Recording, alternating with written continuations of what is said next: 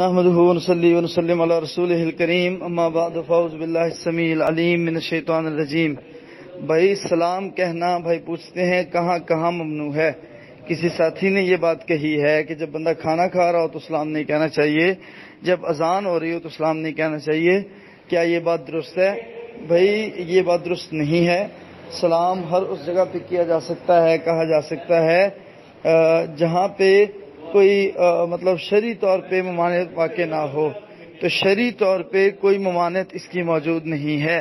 ہاں ایک بندہ بیت الخلاء میں بیٹھا ہے تو اس کو سلام نہیں کہنا چاہیے۔ اللہ کے نبی صلی اللہ علیہ وسلم کو ایک شخص نے کہا تو نبی صلی اللہ علیہ وسلم نے اس کو پھر جواب نہیں دیا، بلکہ سلام تو اس نے بھی کہہ دیا تھا۔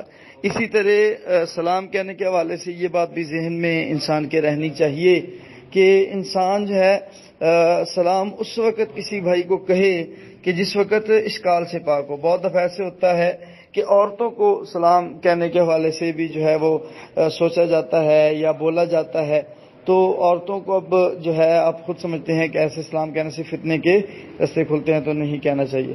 باقی دوران نماز اگر آپ جائیں تو آپ السلام علیکم کہہ سکتے ہیں، کھانے کے دوران آپ السلام علیکم کہہ سکتے ہیں۔ بارک اللہ۔